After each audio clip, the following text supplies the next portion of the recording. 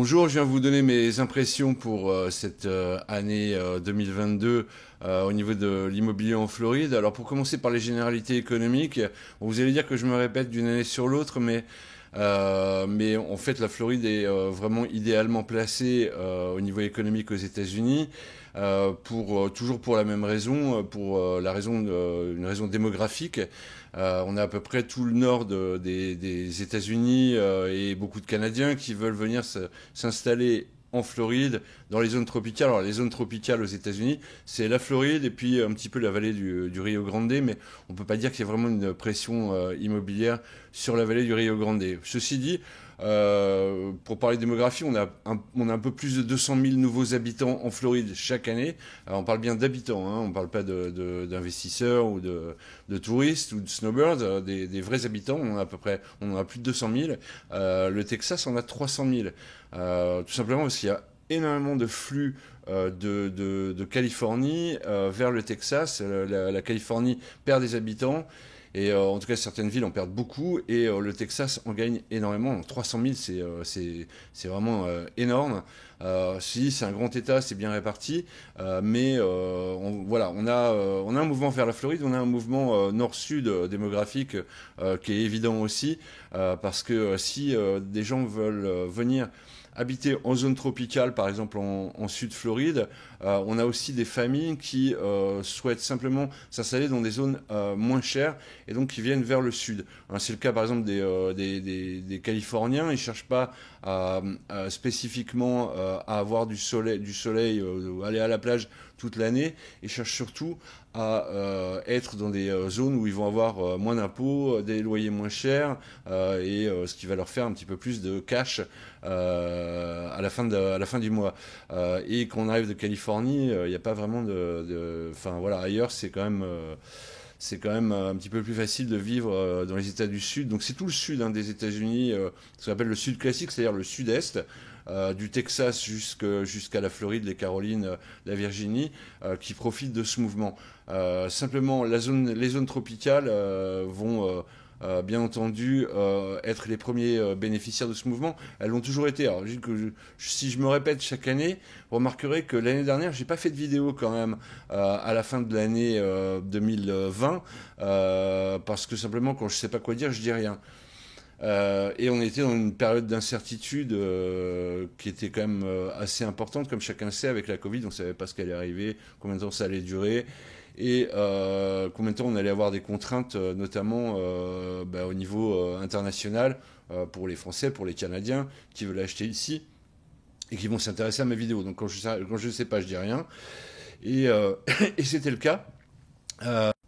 Voilà, donc autant pas s'attarder sur les volets économiques globales, vous pouvez les retrouver dans d'autres de nos articles. Tout le monde connaît à peu près la situation de la Floride. À partir du moment où on a un boom démographique comme ça, on n'a pas de problème d'infrastructure. Évidemment, la Covid, ça a fait bouger un peu quelques lignes. Il y a eu beaucoup de chômeurs, par exemple, mais c'est remonté plus vite que dans les autres États. Il y a eu certains problèmes sur le tourisme, par exemple. Il y a des personnes qui ont dû se dire, ça a dû être vide. Non, en fait, on a eu quasiment le même nombre de touristes, par exemple, en 2021. En 2020, oui, ça n'a pas bougé beaucoup, mais en 2021, on a eu quasiment le même nombre de touristes parce que les touristes américains ont compensé le tourisme international qui n'est pas venu. Donc voilà, puis à la fin de l'année 2021, donc il y a les frontières qui ont rouvert. Certains secteurs ont été sinistrés. On a vu beaucoup de petits restaurants malheureusement disparaître, mais quand même assez vite remplacés par d'autres. Donc voilà. La Floride, de toute façon, on n'a pas vraiment de casse à proprement parler sur la Floride. Quand on a un problème économique américain, on a des conséquences sur la Floride, mais sinon on n'a rien de spécifique. Hein. Par exemple, la crise des subprimes, ça a été national entre 2008 et 2012, mais voilà. Sinon, la Floride est quand même généralement l'État qui se développe le mieux à tous les niveaux. Et donc tout se porte assez bien. Ça donne une pression vraiment importante sur l'immobilier. Donc voilà, on en est là. L'immobilier subit ce contre-coup démographique, à savoir on a de la création de logements pour les gens qui doivent venir habiter ici. On a de la création aussi de logements pour les touristes ou les snowbirds, mais on n'a pas une création de logements qui est suffisante pour absorber tous les nouveaux habitants et tous les nouveaux touristes. Donc on a une augmentation des prix évidemment qui est entraînée par cette pression-là. On voit par exemple sur 2021 sur la baie de Tampa, enfin ce qu'on appelle Tampa Bay, c'est-à-dire le grand Tampa avec Clearwater, Saint-Pétersbourg, tout ça, on est à plus 27% d'augmentation des prix de l'immobilier. Donc c'est vraiment colossal. On est à plus 24% sur la zone de Miami, sur tout le secteur de Miami. C'est aussi quand même assez important. Tampa, je crois que c'est le record national. Il y a une autre raison. Il n'y a pas que le tourisme et les retraités à Tampa, mais c'est aussi une ville qui prend de l'ampleur, qui se développe aussi au niveau économique et qui est en train de naître vraiment sur la carte internationale comme une grande ville. Justement, ceux qui ont acheté avant la crise de la Covid se retrouvent avec des prix qui ont augmenté vraiment énormément. Et ceux qui ont fait de l'investissement locatif, hein, qui ont mis en location leurs biens en Floride, se retrouvent aussi avec une augmentation des loyers. Alors c'est allé tellement vite que les loyers n'ont pas forcément toujours augmenté, voilà, mais ça augmente et ça augmente tellement que ça commence à poser des problèmes, par exemple dans certains endroits comme Miami, où il y a à la fois beaucoup de tourisme, beaucoup de gens qui veulent venir habiter et aussi beaucoup d'employés qui se retrouvent avec des loyers qui sont de moins en moins réalistes avec la réalité des revenus des habitants de la ville de Miami. Voilà, mais bon, sinon donc tout est allé vers le haut. Il y a évidemment des shortages de biens immobiliers, donc les transactions vont très vite. Donc ça c'est plutôt l'aspect négatif. Vaut mieux acheter. Enfin, c'est à la fois positif et négatif, mais si vous avez un coup de cœur pour un bien, il vaut mieux l'acheter tout de suite parce que vu l'inventaire, les ventes se font très rapidement. Il n'y a pas la quantité de biens qui est suffisante pour répondre à la demande. Et alors la Floride était un peu en retrait par rapport à d'autres grandes villes américaines côtières depuis 2008-2012. Donc là, progressivement, ça augmente. Donc, en fonction de la monnaie et des taux de change pour des étrangers, le ticket d'entrée est désormais beaucoup plus élevé en Floride. Après, bon, voilà, quelque chose malheur est bon. Ça va continuer d'augmenter. Même cette année, hein, les 27% à Tampa, les 24% à Miami, et ça va continuer, hein, ça va pas continuer que cette année.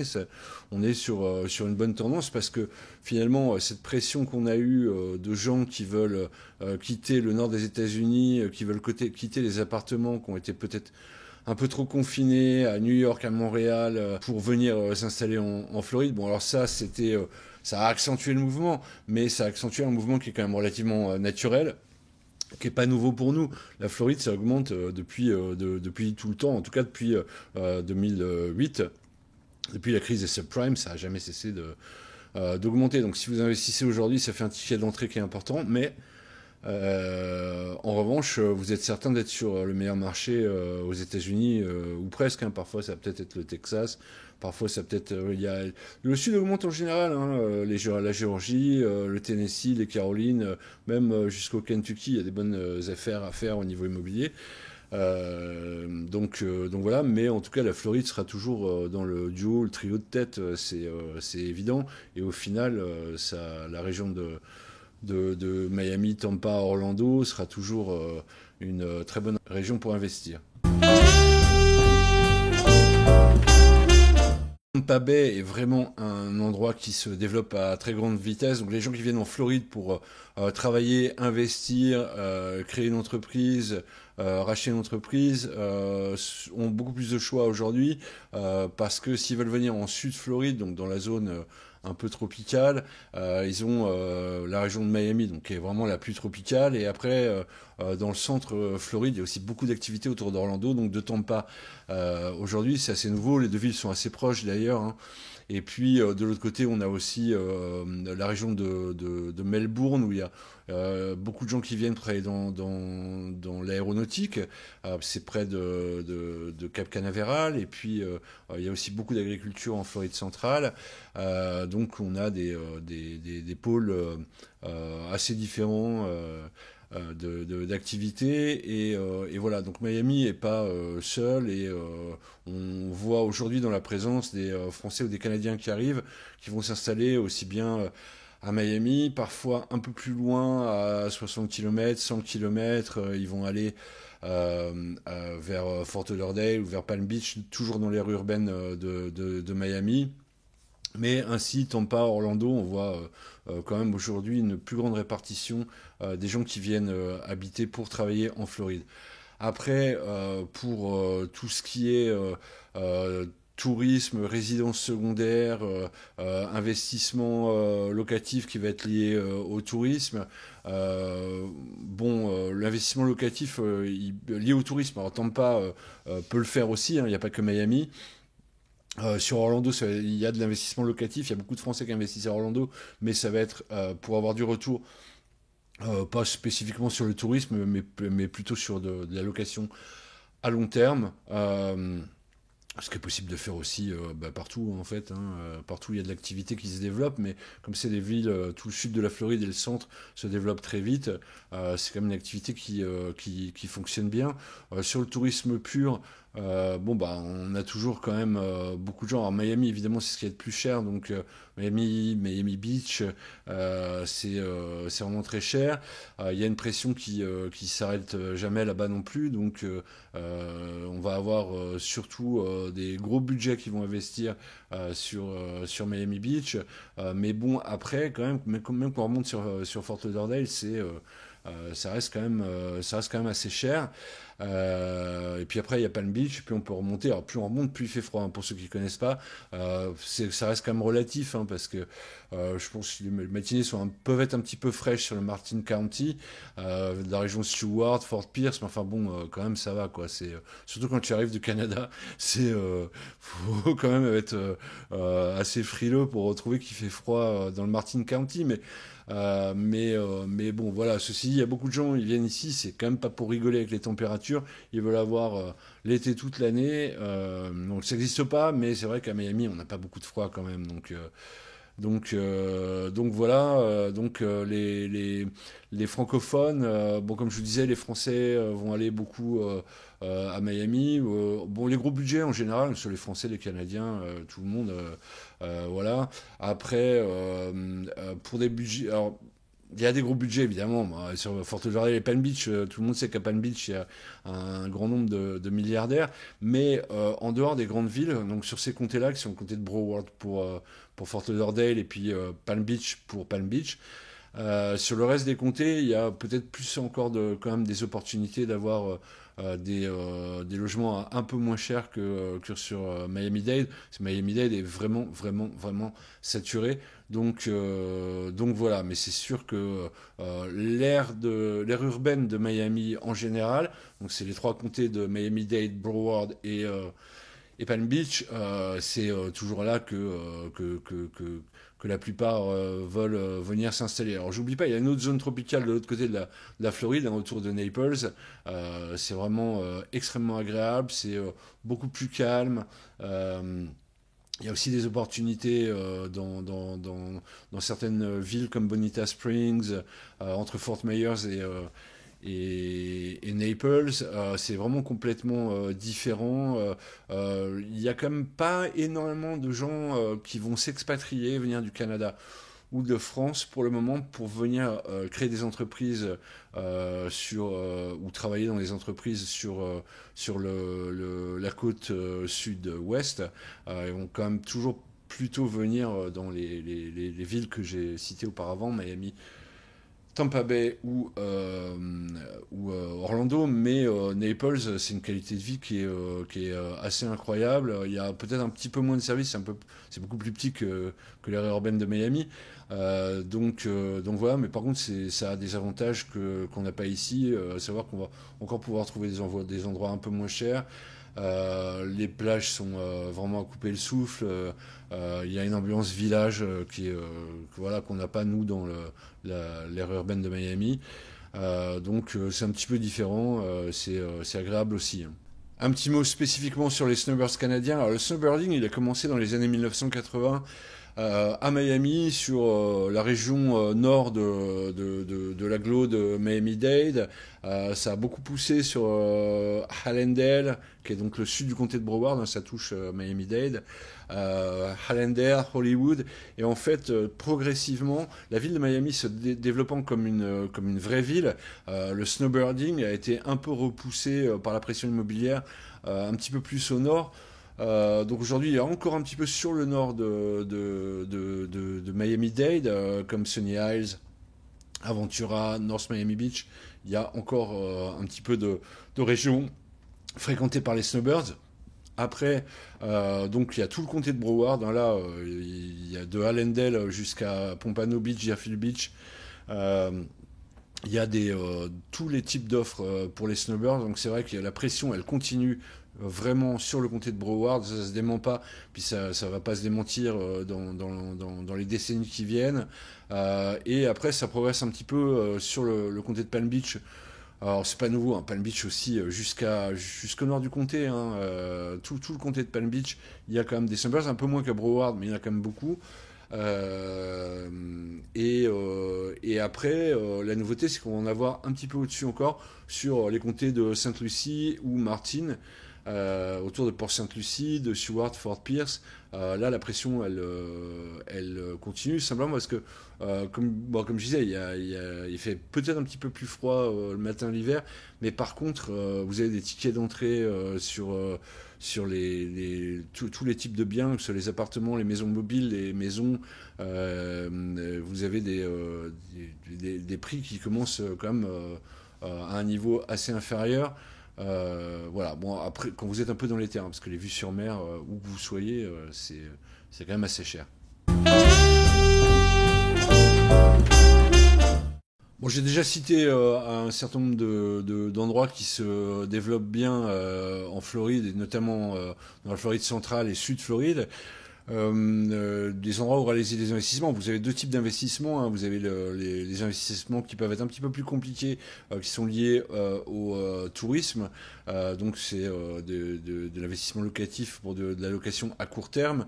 C'est un peu plus compliqué parce qu'il y a des règlements qui peuvent être un peu évolutifs en fonction des endroits. Et puis vous avez des contraintes quand même avec le locataire qui changent toutes les semaines, toutes les 2 semaines, tous les mois en fonction des contraintes que vous n'avez pas quand vous avez un bon locataire qui reste 10 ans, quoi. Et voilà, donc en fonction du court terme ou du long terme, c'est sur du court terme, plus vous avez un bien prestigieux face à la mer, dans des endroits de Sud Floride ou de Saint-Pete, dans des beaux endroits, votre bien il va prendre en valeur, les locations elles font que augmenter aussi, hein, ça. Les prix du tourisme en Floride malheureusement baissent pas, hein. C'est de plus en plus cher de venir ici à tous les niveaux. Il n'y a pas de baisse dans l'industrie du tourisme, de baisse de prix, quoi. Mais donc voilà, après maintenant si vous voulez faire de la location à long terme sur des zones résidentielles où les gens viennent pour habiter, les familles viennent pour habiter, il n'y a pas non plus vraiment de mauvais endroits. Vous n'avez pas de villes qui rétrécissent, des endroits qui deviennent des villes fantômes en Sud-Floride ou en Floride centrale, ça n'existe pas. C'est en explosion partout, donc les gens viennent pour travailler, ils ont besoin de se loger, et les loyers augmentent de manière constante. Donc un petit peu partout, vous trouverez des agents immobiliers francophones pour réaliser des investissements et qui vous montreront les marges de croissance depuis 10 ans. C'est vraiment assez incroyable sur la Floride en général, quoi. Miami est toujours un petit peu différente par rapport au reste du sud Floride, hein, parce que c'est vraiment la grande ville et avec des biens assez prestigieux, mais aussi il y a des endroits encore où il y a pas mal de pauvreté sur certains quartiers de Miami-Dade. Donc on a un petit peu des extrêmes. Moi je pense que l'augmentation à 24% de 2021, peut-être quand même que ça va se tasser cette année 2022, mais ça commence à faire beaucoup là. Il y a des gens qui n'ont plus du tout les moyens, des salariés qui n'ont plus les moyens de payer leur loyer. C'est pas nouveau, là, ça fait 2 ans que ça commence à être un petit peu compliqué. Donc peut-être que Miami va moins accélérer, que ça va se rationaliser un petit peu par rapport au reste. Mais sinon, donc, non, il y a un élan assez global pour toute la Floride, même les villes du Nord, en fait. Bon, c'est encore on change un peu de style, on n'est plus dans le tropical, on est on est plutôt quand on est dans le nord de la Floride, on est dans le sud des États-Unis, quoi. C'est plus lié à ce qui se passe en Géorgie ou au Texas. Il faudrait que je vous fasse un petit reportage vidéo un jour sur les gated communities, notamment en Sud-Floride. Et particulièrement, par exemple, pour les Français qui ne peuvent pas forcément venir visiter, comme les Canadiens. Les Canadiens viennent assez régulièrement en vacances l'hiver, donc ils peuvent aller voir un petit peu comment c'est organisé. Mais c'est vrai que si vous venez de plus loin, c'est un petit peu plus difficile à comprendre. Vous avez des gated communities, alors donc ça veut dire que c'est des villes avec des murs et des barrières, mais elles n'ont pas toutes des barrières. Enfin, il y en a beaucoup qui ont des barrières automatiques et qui ne sont pas spécifiquement gardées. Mais voilà, sur le principe, c'est clos. Et à l'intérieur, vous pouvez avoir soit ce que les Français appellent des mobilhomes et que les Canadiens, en bon français, appellent des maisons mobiles. Vous pouvez avoir des parcs aussi avec pour les camping-cars, les VR. Et puis, vous avez surtout des grands parcs d'appartements, de condos.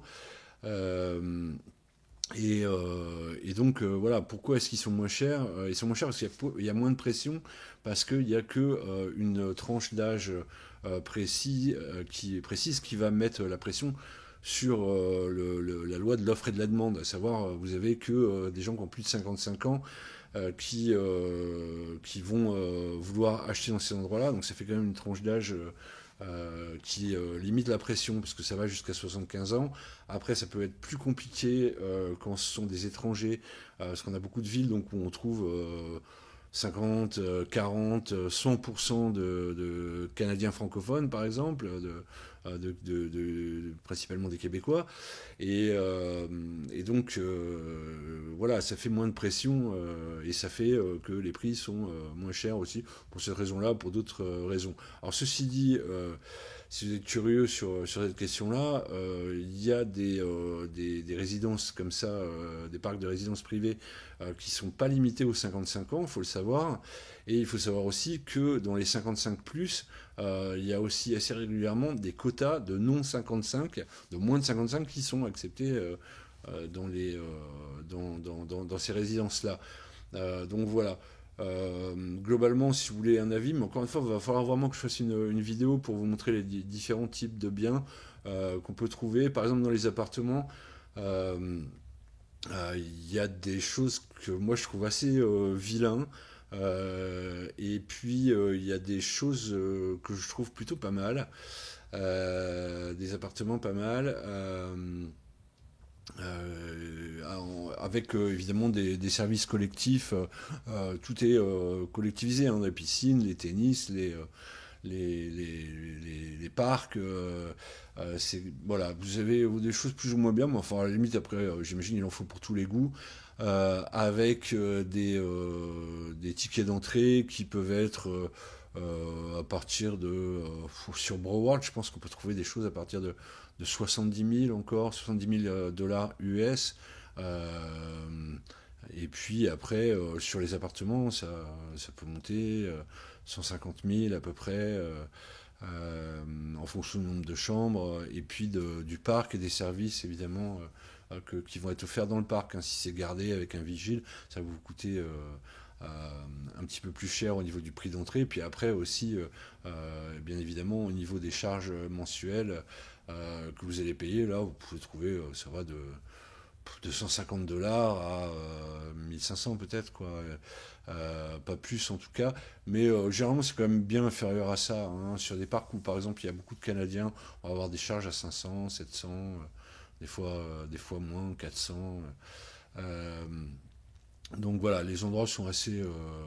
Généralement, c'est quand même pas mal, puis ça permet d'être pour bien moins cher en Floride. Donc il faut le savoir parce que quand vous voyez des prix très chers, il faut savoir aussi que vous avez des possibilités d'acquérir à moins cher. Voilà. Après, même sur les parcs de maisons mobiles, c'est pas le trailer park de la série. Il y a une série qui s'appelle Trailer Park. Boys ou je sais pas quoi, qui vivent dans des endroits un peu pourris dans le nord des États-Unis. C'est pas ça, hein. Généralement, c'est quand même assez coquet, c'est pas mal, sur des lacs avec des belles vues. Donc après, voilà, ça permet de venir passer l'hiver au soleil à moindre frais. Il y a beaucoup de gens qui apprécient ce genre de possibilités. Donc voilà, vous avez beaucoup d'agents immobiliers qui peuvent vous faire fournir l'accès à ces maisons et appartements-là. Comme je viens de le dire, vous avez des possibilités à moins cher dans les 55 plus. Sinon, après, donc vous avez au niveau des pôles les plus chers, alors vous avez Miami qui est un pôle cher, donc plus vous vous éloignez de Miami et moins ça va être cher. Encore que sur l'île de Palm Beach, quelques endroits un peu prestigieux, c'est un petit peu différent. Et surtout, la logique qui est évidente, c'est que plus proche vous êtes de la mer, plus vous allez avoir vue sur mer et plus ça va être cher.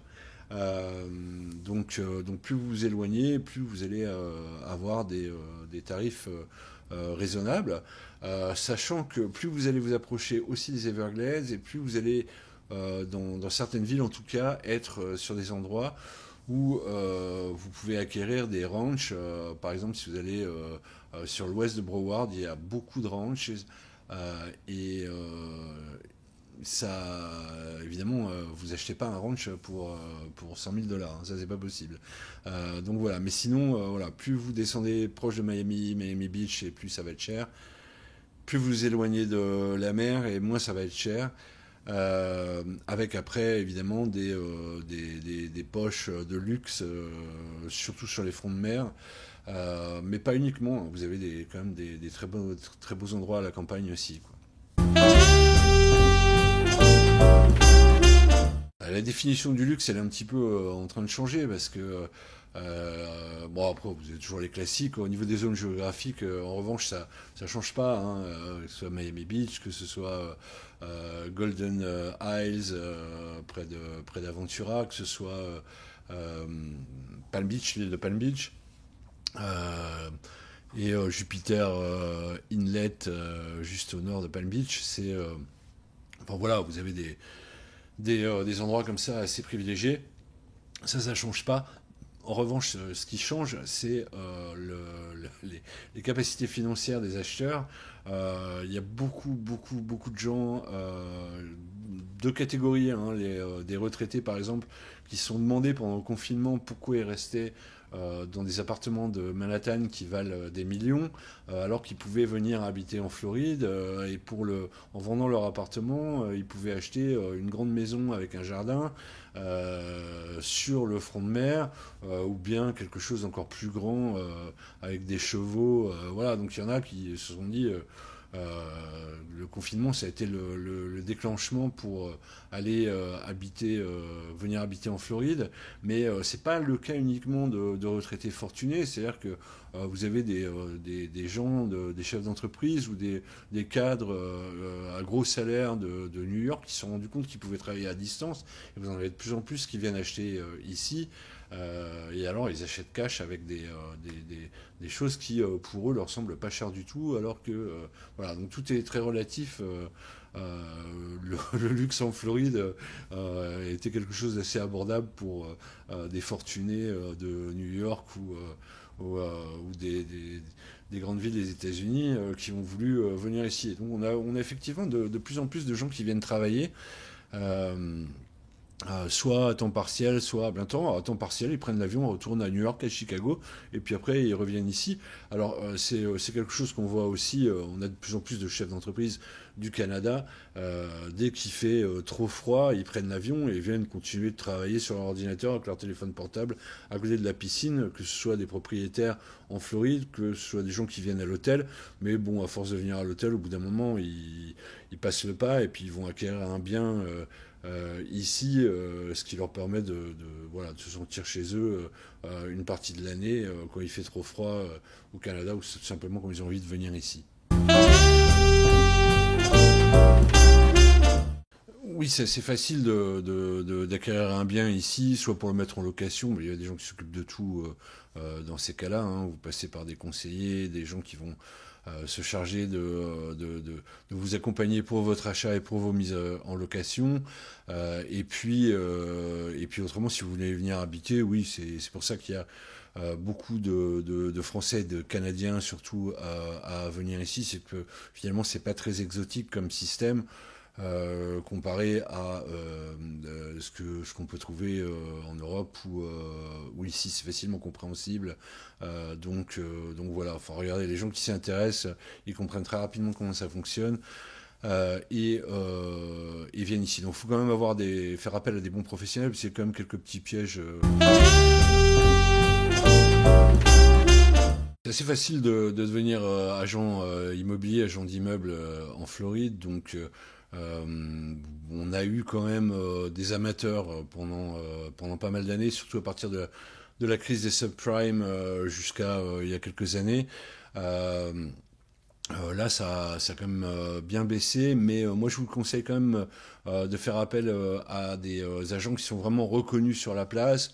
Par exemple, ceux qui passent de la publicité, déjà, c'est des gens qui s'affichent. Alors vous allez me dire que je prêche un peu pour ma paroisse et puis pour des partenaires agents immobiliers. Alors oui, complètement.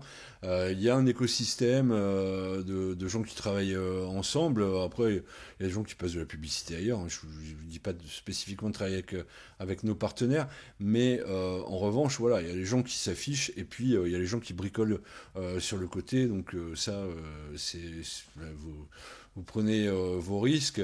J'ai toujours des questions sur les arnaques et c'est vrai qu'il y en a eu, mais alors, il n'y en a pas eu tant que ça. Et puis c'est toujours des arnaques sur des gens qui viennent pas voir les biens qu'ils achètent. Je vous conseille quand même de venir voir les gens ce que vous allez acheter, si c'est des biens réels.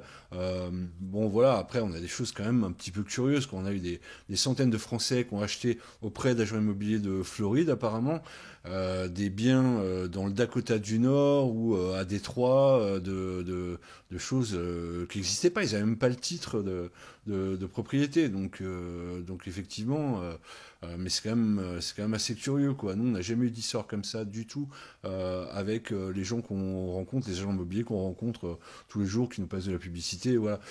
Sur la Floride, on a une ou deux histoires, mais qui commencent à devenir assez anciennes. De gens qui n'étaient pas venus voir des terrains qu'ils achetaient dans le Charlotte County, des terrains des Everglades complètement inondés, inondables et inconstructibles. Bon, voilà quoi. Mais non, en revanche, il y a quand même des malfaçons. Il y a des choses que les agents immobiliers doivent détecter. Où il faut faire attention quand même à ce que vous achetez. Il y a je sais pas moi, des produits qui ont été refaçonnés avec des murs détruits sans passer par le general contractor, l'agent qui est obligatoire dès que vous avez des travaux importants à faire. Il faut passer, voilà, donc vous pouvez avoir des vices de forme qui se sont créés. Il y a un ou deux acheteurs, donc vous allez hériter et vous allez vous retrouver avec des problèmes par rapport à ça. Donc effectivement, il faut travailler quand même avec des gens assez compétents. Voilà. Mais généralement, c'est quand même assez le cas. On n'a pas trop de fantaisie, à part sur des biens vraiment. Voilà, on a vu des gens acheter. Je ne sais pas pourquoi ils vont acheter des maisons à 20 000 dollars à Détroit. Euh, c'est quand même assez surprenant ces histoires. Il y a eu beaucoup d'histoires de l'année dernière hein, sur la ville de Détroit. Vous pouvez retrouver les articles assez facilement. Mais bon, voilà. Donc, en revanche, on travaille souvent avec les mêmes agents immobiliers, qui sont des gens qui sont réputés, qui sont là depuis des années, et il n'y a jamais de problème. Alors oui, il faut savoir que c'est possible d'avoir du financement aux États-Unis, même si vous n'êtes pas américain. Alors, les Canadiens, par exemple, ont des facilités par rapport à leurs banques, hein. Il y a des banques qui ont canadiennes qui ont une version ici américaine de la même banque, donc il y a des facilités entre les deux. Alors pour les Français peuvent venir voir ces banques d'origine canadienne, qui sont des banques américaines qu'on trouve ici, notamment sur le comté de Broward, Palm Beach. Vous regardez dans nos pages, vous allez voir tout de suite leur publicité. Et puis vous avez aussi des professionnels, des courtiers qui peuvent vous faire des prêts en dollars américains. Alors, vous n'aurez pas le même taux qu'un Américain, mais c'est quand même, ça peut être assez intéressant parce que ça vous permet de pas débourser la somme intégralement tout de suite. Donc oui, vous regardez, si vous regardez sur nos annonceurs publicitaires, vous verrez donc ces banques et ces professionnels qui peuvent vous permettre de faire un prêt de financement pour de l'immobilier aux États-Unis et notamment en Floride. Si vous venez, bienvenue en Floride, on est là, on bouge pas.